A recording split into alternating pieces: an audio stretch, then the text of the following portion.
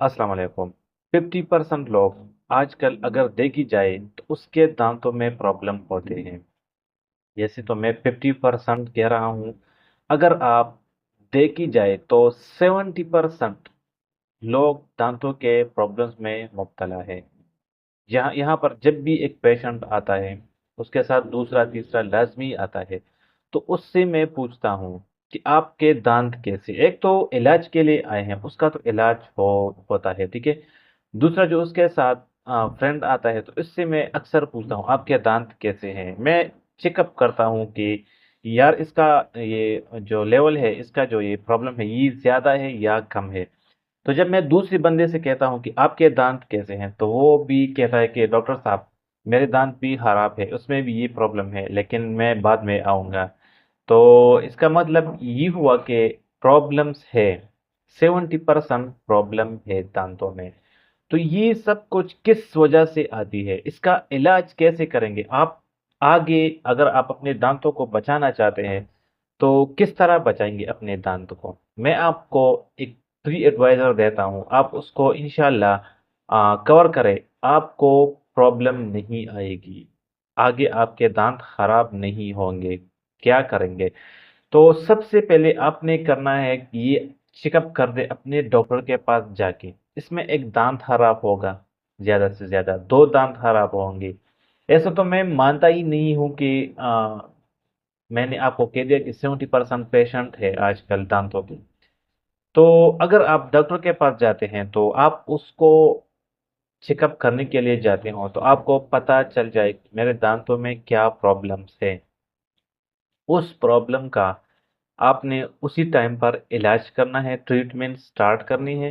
कुछ ही दिनों में आपका जो प्रॉब्लम है वो हल हो जाएगा, लेकिन आपकी दांतों को और नुकसान नहीं होगा। बहुत से ऐसे दांत होते हैं जो एक दूसरे के करीब होते हैं। तो ये दोनों दांतों के जो स्पेसेस है, इसमें एक साइड पर अक्सर केविटी बन जाती है, तो दूसरी साइड पर जो दांत है उसका भी अक्सर यही प्रॉब्लम होता है कि उसी पर भी केविटी शुरू हो जाती है। आमतौर पर हम लोग उसे कीड़ा कहते हैं। तो एक साइड पर जब उसका कीड़ा बन जाता है, स्टार्ट हो जाता है, तो दूसरा साइड का जो दांत है उस पर भी अक्सर यही प्रॉब्लम आती है कि उसमें भी कीड़ा बन जाता है। तो फिर कुछ दिन बाद इसमें अक्सर पेशेंट ऐसे कहते हैं कि यार चलो रहने दो, कर देखेंगे, ठीक है। तो वो आहिस्ता आहिस्ता बढ़ जाता है, उसमें पेन शुरू हो जाती है, उस पेन से फिर उसमें स्वेलिंग आ जाती है। स्वेलिंग जब आपकी दांतों में आ जाए, तो फिर वो आखिरी उसका जो टाइम है वो शुरू हो जाता है, क्योंकि इसमें जो केविटी है ये आहिस्ता आहिस्ता बढ़ जाती है। आखिर में ये ऐसी सिचुएशन पर चली जाती है कि उसका इलाज फिर मुमकिन नहीं होता। फिर उसको आप रिमूव करेंगे, उसको आप निकालेंगे, ठीक है।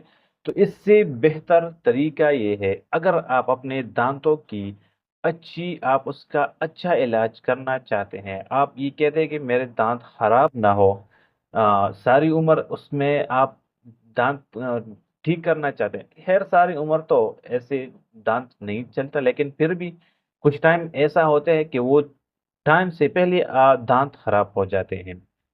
तो अगर आप अपने दांतों की हिफाजत करना चाहते हैं, आप अपने दांतों के तकरीबन 50% उसका उम्र ज्यादा करना चाहते हैं, तो क्या करेंगे?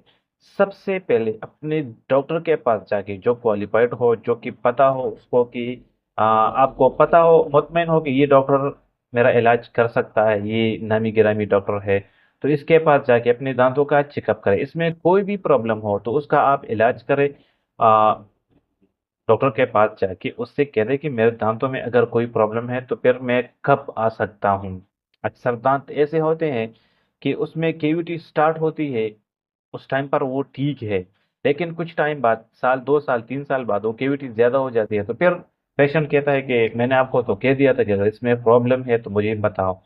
कुछ डॉक्टर ऐसे होते हैं कि वो उसको नहीं छेड़ते, क्योंकि अगर उसी टाइम पर उसको छेड़ेंगे तो वो नुकसान कर देते हैं। कुछ डॉक्टर, मैं खुद ऐसा करता हूँ कि अगर केविटी शुरू हो जाती है और शुरू ऐसे है कि उस यो 3 4 या 5 या 6 7 साल तक उसका कोई प्रॉब्लम नहीं आता, तो मैं उससे कहता हूँ कि उसको अब फिलहाल ना छेड़ो, क्योंकि इसमें कोई प्रॉब्लम नहीं है। तो यही डॉक्टर अक्सर कहते हैं, वो छोड़ देते हैं। तो फिर पेशेंट अक्सर कहते हैं कि यार मैंने आपको कह दिया था कि मेरे दांतों में प्रॉब्लम है तो वो हल कर दे। तो भाई, अगर आप अपनी दांतों को बचाना चाहते हैं तो एक ऐसा तरीका है कि आप डॉक्टर के पास जाके मशवरा कर ले। आपके दांतों में कोई प्रॉब्लम है वो हल कर देंगे। उसके बाद आपने अच्छी तरीके से टूथपेस्ट करनी है, सुबह और रात को आपने टूथपेस्ट करनी है। रात को सोने से पहले, मतलब उसके बाद आप खाना नहीं खाएंगे। ब्रश के बाद आप खाना नहीं खाएंगे, कुछ भी आप नहीं खाएंगे, वो टाइम है। और सुबह नाश्ते के बाद नाश्ता कर ले। उसके बाद अमूमन हम लोग जब उठ जाते हैं तो बहुत से लोग ऐसे हैं कि वो डॉक्टर डायरेक्टली उठ के ब्रश शुरू करते हैं, लेकिन ये तरीका ठीक नहीं है। ब्रश करने का सही टाइम ये है कि नाश्ता कर ले, नाश्ते के बाद आपने फिर ब्रश करने हैं, और रात को जब आप सोते हो उसी टाइम पर आपने ब्रश करने हैं। इससे आपकी दांतों में रात को आपकी सांसें ताज़ा होंगी, आपकी अंदर सांसें ताज़ा जाएंगे तो आपको वो कोई नुकसान नहीं होगा। आपके फेफड़ों को, आपकी जिस्म को अच्छी, मतलब अच्छी तरीके से आपका सांसें जाएंगे, साफ जाएंगे। अगर आप ब्रश नहीं करेंगे तो गंदे मुंह में आप सो जाते हो तो आपके अंदर जो सांसें जाती है वो आपको, आपकी फेफड़ों को, आपकी जिस्म को कमज़ोर और आपकी इसमें प्रॉब्लम आ सकती है। तो बेस्ट तरीका ये है कि रात को आप जब सोते हैं उसी टाइम पर ब्रश कर लिया करें। और शाम और सुबह को जब आप उठ जाते हैं, नाश्ता करते हैं, नाश्ता करने के बाद फिर आप ब्रश कर ले। इंशाल्लाह आपको इसी तरह के प्रॉब्लम कोई भी नहीं आएगी। तो उम्मीद है वीडियो पसंद आई होगी। पसंद आई हो तो प्लीज़ चैनल को ज़रूर सब्सक्राइब करें।